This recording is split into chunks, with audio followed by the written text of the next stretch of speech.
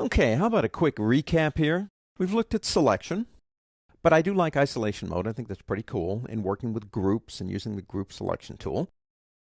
Getting a little further down this rabbit hole. We've looked at smart guides. I do like those. We've looked at rotating and resizing, which are pretty straightforward.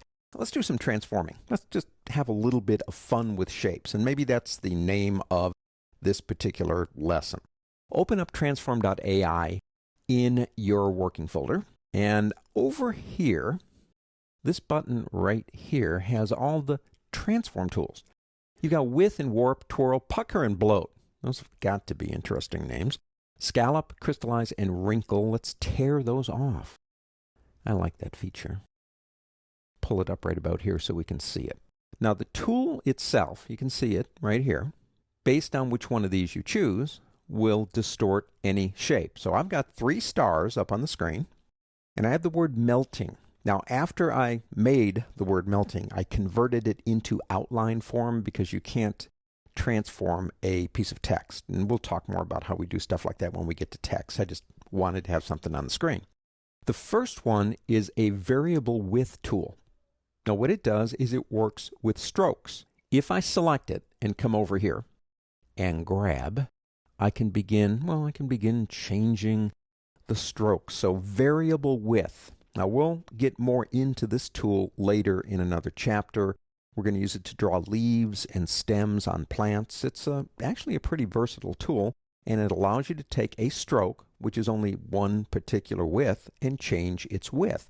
You can even come in and say get here and bring it in or out anywhere that you want. So you can do some pretty cool things with it. Let me undo that stuff. Okay, back to normal in a sense, if there is anything called normal. Let's do this. Let's pick up the next one. The next one is a warping tool, but I think of it, I don't know, more like finger painting. And if I come over here and begin warping, finger painting, if you will, basically what it does is it begins changing the shape as I just click and drag. Now, it's not necessarily all that predictable, but it creates these kind of wonky shapes. So maybe we could do something a little bit more like a strange-looking starfish, or maybe a walking man, something like that. That's the warping tool. Let me go ahead and undo all that stuff. There we go. The next one is called twirl. Let me show you what it does quick here. Come down here, and let's go to the next one here, or maybe this one. Well, it twirls. Now, the size of the brush determines the area it works in. So let me undo that stuff real quick. How do you make the brush a different size? Actually, you can do it in 2 ways. This is the easiest way to me. Is hold down the Alt key. You see a little L there? Now, that's the Option key on a Mac and Alt in Windows. And when you drag, it makes it bigger, any size you want. You let go of the Alt key, you got a new brush. So let's make it about the size of one of those stars like that. And then I come over here again and do a twirl. And I don't know what it is, but I like it. Okay, so we can twirl things. The next 2, let me move this a little bit over here, are pucker and bloat. Interesting names for tools. If I get right about here on this one and click, now watch, I'm going to click pretty fast. Wow, I didn't even see what it did, Andy. It worked so fast. Well, let me do this. Let me undo it. You can control these tools. If I double click on a tool, you get the controls for that tool. Now, the global controls here control the brush for all the tools. But each tool will have its own things down here. For example, intensity is the problem. It's working way too fast. I want to watch what it does. So I'm going to click here and take that down to 1. Click OK. Now that's global. That means all the tools. If I come over here again, watch now. Well, now I can control the process. Now, it's the same thing with bloat. Bloat goes the other way.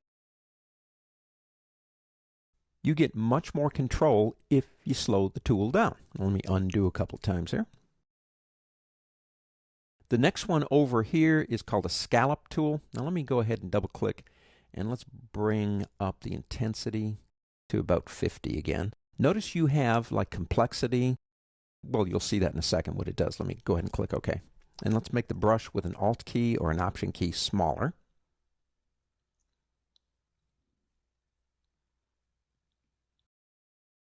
It adds a lot of anchor points in a very random way. You know what that reminds me of? Me when I've had too much coffee. That's the scallop. Again, you can control the amount. Let me double click on that one again.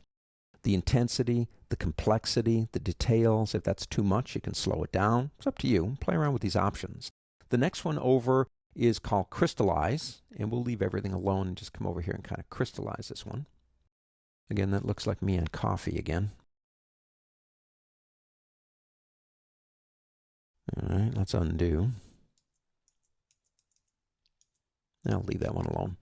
My favorite one, I actually like this one, and I've reserved melting for this one. I'm going to go in here and double click on it. I'm going to take the intensity of the brush up even higher.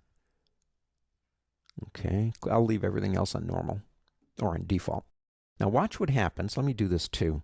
Let me hold the Alt key down and make a brush that's wider. Maybe something about like that. And now watch what happens. Well, to me, okay, it's called the wrinkle tool. I call it the melting tool. And it's because I use it for stuff like this, like it's melting something. We call this in actually marketing and training education a double impact. One side of your brain processes text and the other side processes images. If you have an image that literally looks like what it's saying, like melting, you'll have a tendency to remember it more. So those are the transform tools. You actually have 8 of them. They work on objects. They have to be objects. Text must be converted if you're going to do that to them. And, well, you can use them in a really creative way. To me, if they help say what you're trying to say, if they help support the message of your artwork, I think they're a lot of fun to work with. But like I said before, they're probably not tools you're going to use every day.